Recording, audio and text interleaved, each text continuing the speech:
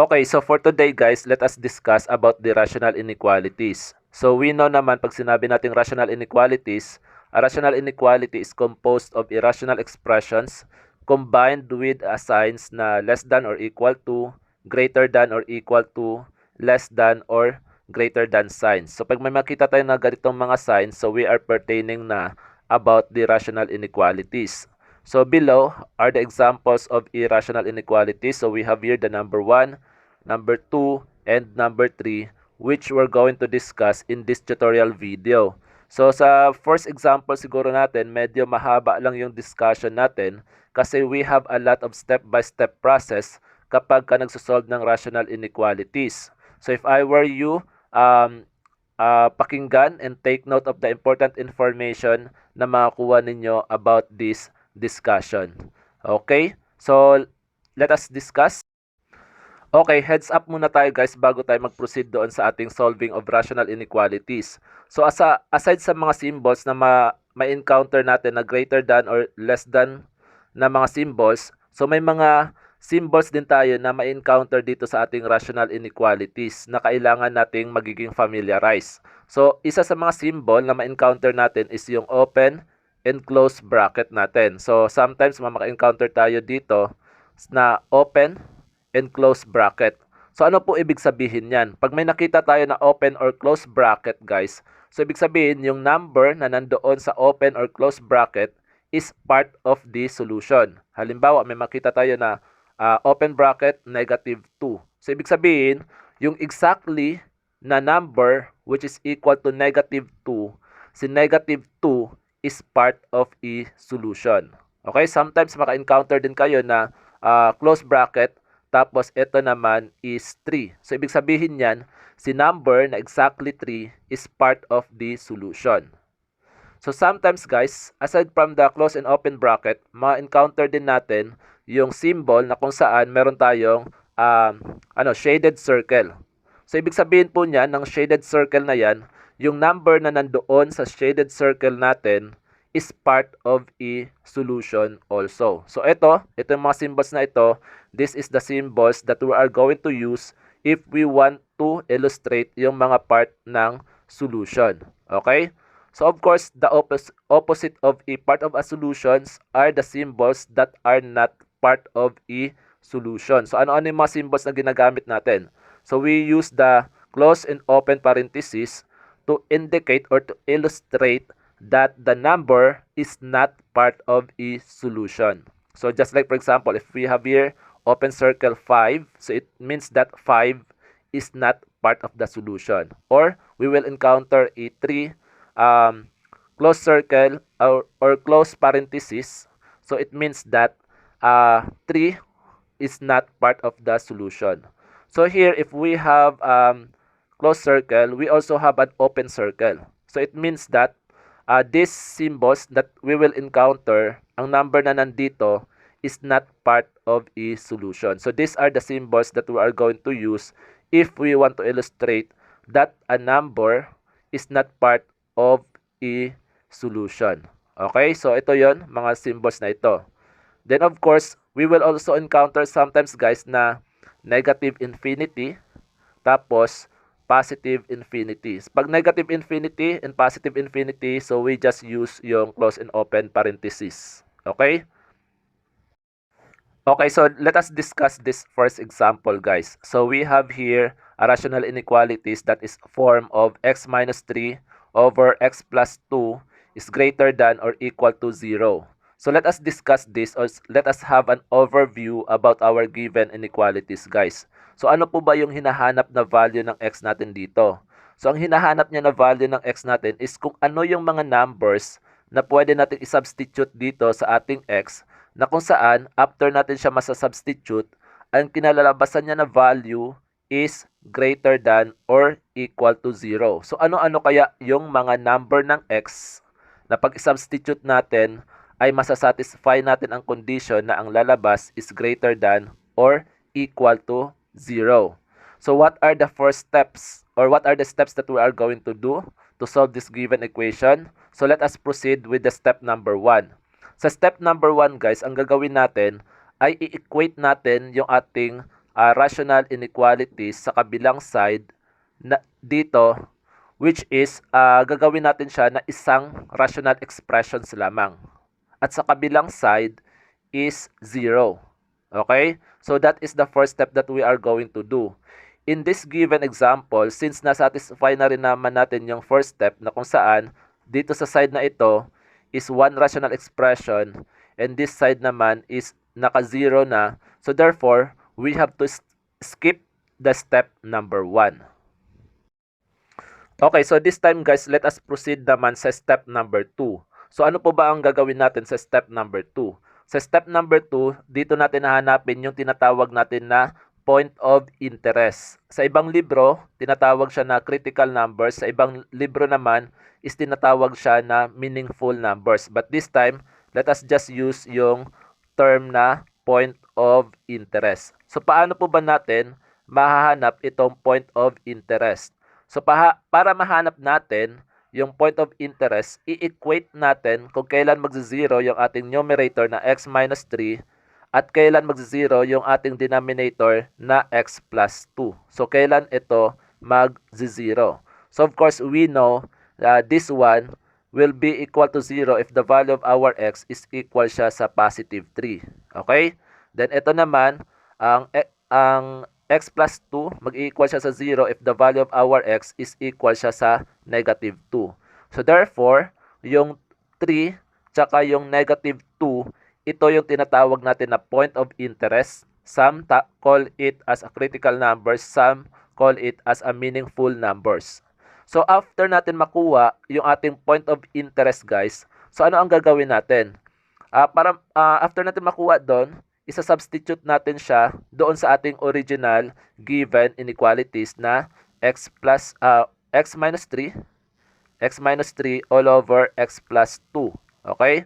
Then tingnan natin kung masasatisfy niya ang condition natin na mag-equal siya or greater than or equal to 0. So substitute natin una yung 3. Okay? So we have here 3 minus 3 all over 3 plus 2. So, mag-i-equal ba siya or greater than ba siya or equal to 0? So, let us see. So, here, 3 minus 3 is 0. Then, 3 plus 2 is 5.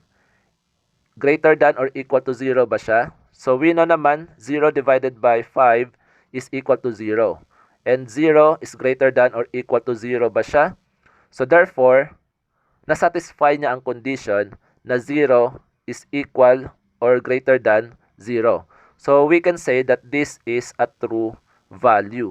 Pag true value siya, so ibig sabihin yan, itong x na equal siya sa 3, masasabi natin na siya ay magiging part of the solution. Okay? So, ganun yung gagawin natin. So, pag nasatisfy niya yung condition, after ma-substitute, nagiging true. So, therefore, that number na pinang-substitute natin will be part of the solution. So, eto naman, i-substitute naman natin yung negative 2. So, try naman natin the negative 2 minus 3 all over negative 2 plus 2 greater than or equal to 0 ba siya? So, this one naman, negative 2 minus 3 is negative 5 all over negative 2 plus 2. So, therefore, this is equal siya sa 0. So, eto, greater than or equal to 0 ba siya? So, in this case, nag-undefined siya, di ba? So, masasabi natin, so, itong negative 2 is not part of the solution kasi nagiging false ito. Okay, so therefore, itong x which is negative 2 is not part of the solution. Okay, so that is the step number 2 that we have to follow.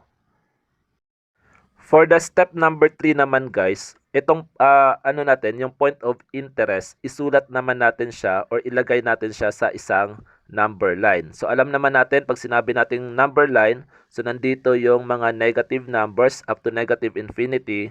Sa kabila naman are the positive numbers up to positive infinity. Tapos yung nasa gitna dyan, so this is the 0. Okay, so itong itong ating point of interest, i-plot natin siya doon sa ating number line. So of course, una natin i-plot dito yung negative 2, ilagay natin siya dito sa kaliwa. Kasi we know, dito located yung ating negative numbers. So ilagay natin dito yung ating negative 2. So let us assume na nandito yung negative 2. At yung kasunod naman, sa kanan naman, is yung positive 3. Okay, so let us assume na dito located yung positive 3. Okay? So dito ngayon guys, ipa-plot natin kung open circle ba siya or solid circle, kung part ba siya or not sa ating solution. So in this case, yung negative 2, sabi natin not part of the solution. So ibig sabihin, mag-draw tayo dyan ng open circle to indicate na yung number, exactly negative 2, is not part of the solution. While yung 3 naman, na x which is equal to 3, so masasabi natin, this is part of the solution. Okay? So dito, gagawa tayo ng table of sign. So gagawa muna tayo ng imaginary na line dito. So this is a broken line para magse-separate sa ating negative 2 and our positive 3. Okay? So this is an imaginary line. So after natin maano guys, after natin pag-create nito, so kukuha tayo ng kahit anong number na located dito. Okay? Which is from negative 2 up to negative infinity. So kahit anong number, so pwede kang kumuha ng negative 1 million, pwede kang kumuha ng negative 100, basta lower than negative 2 siya. Okay? So this time, wag na tayong lumayo, kuha tayo ng numbers dito na negative 5. Okay? So palagay natin kumuha tayo ng negative 5 kasi ang negative 5 is located siya dito lower than negative 2 up to negative infinity. So dito naman yung numbers mula kay negative 2 pataas hanggang kay 3. Ano pa yung mga possible numbers na pwede nating makuha dyan? So pwede tayong makuha ng negative 1, 0, 1, and 2. Pwede din tayo na kumuha ng 2.5, 1.38. So pwede din naman in between.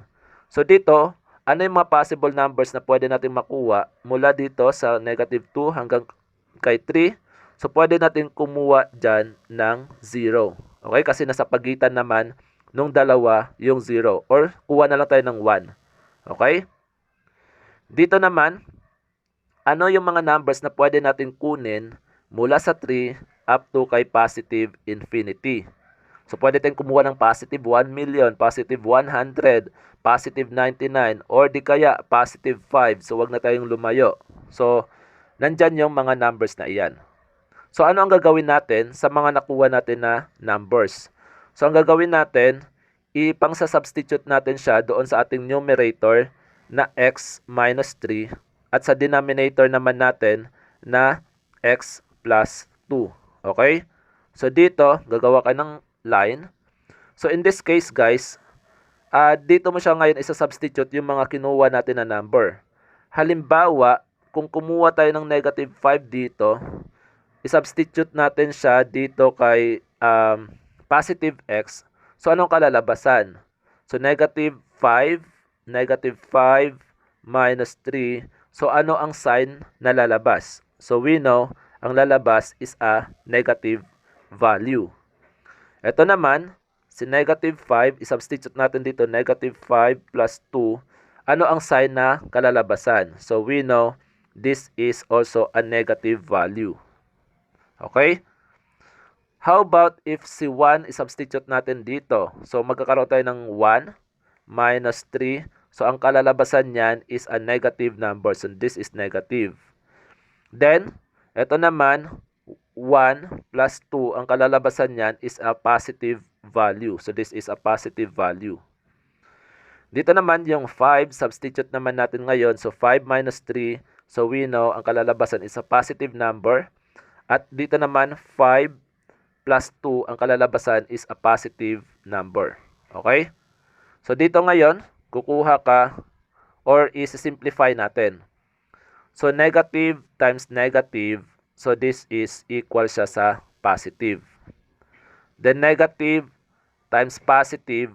So, ito ngayon, equal siya sa negative. Then, positive times positive. So, we know, this is equal siya sa positive. Okay? So ngayon guys, mag-isip ka ngayon, ano kaya ang kukunin ko na value dito? Yung positive value ba? Or positives na value? Or yung negative na value? Okay? So dito ngayon, mag-decide tayo kung negative or positive. Paano natin mag-decide yan? Okay, para makapag-decide tayo guys kung saan po ba ang pipiliin natin, the positive sign or the negative sign, balik ulit tayo doon sa pinaka-original natin na given inequalities. So titingnan natin yung symbols na ginamit dito.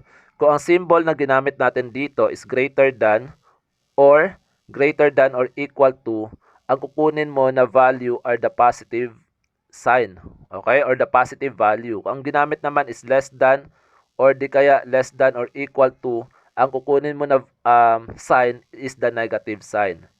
Since in this case, ang ang binigay na sign or yung sign na ginamit dito is greater than or equal to, you have to pick ngayon yung positive value. So in this case, saan po ba yung mga positives? Okay, so ito yon, itong positive na ito at itong positive na ito. So meaning, the numbers mula dito, yung nasa taas, itong part na ito, tsaka yung part na ito are part of the solutions. Okay? So, yung numbers na nandito, so ito, yung numbers mula kay negative 2 pababa, pero hindi kasama si exactly negative 2. So, these are the solutions. Okay? Possible solutions na pwede nating kunin. Okay? So, kahit anong numbers na less than negative 2 are part of the solution. The same thing, in this number line, itong part na ito, okay? So, itong part na ito na exactly 3 up to positive infinity are the value of x that are part of the solution. Okay? So, in this case, guys, ang pinaka, final step is we have to put our final answer in what we call the interval notation. Okay? So, sa interval notation or relation, so, meron tayo ditong negative infinity. So, from negative infinity hanggang bago magkay 2. Okay, so ilagay natin, pag negative infinity or infinity yung value natin, so, ginagamitan natin siya ng open parenthesis, then, negative infinity. Papunta kay bago mag-negative 2. So, which is ito, yung bago mag-negative 2. So, mula kay negative infinity bago mag-negative 2. So, therefore, this one, negative infinity bago mag-kay negative 2. Pero, hindi pwede mag-exact kay negative 2 na value. Kaya, lagay tayo ng close parenthesis to indicate that negative 2 is not part of the solution. Then, union of meron tayo ditong 3. Itong 3 na ito hanggang positive infinity. Okay, so we have here 3. Pero 3 is part of the solution. Kaya ang gagamitin natin na symbol is the open bracket. Up to positive infinity. Okay, so this is positive infinity. Pag infinity, so we use the close parenthesis. So ito ngayon, yung pinaka-final answer natin, which is negative infinity hanggang kay negative 2, union of 3 up to positive infinity. So, lahat ng numbers na nandito are part of the solution. Okay? So, ito guys, itong step-by-step process natin na ito sa pagsosolve ng rational inequalities. So, ito yung solution or ito yung way kung gagamitan natin siya ng table of signs. So, kanina kumuha tayong negative. So, nakakuha tayo ng negative times negative, tapos negative times positive, tapos positive and positive. Ito yung process na ginagamitan natin ng table of sign in solving rational inequalities. May iba din naman na process na kung saan if you are not comfortable with this, so you can use another process which we're going to discuss on the second example of our rational inequalities. Okay?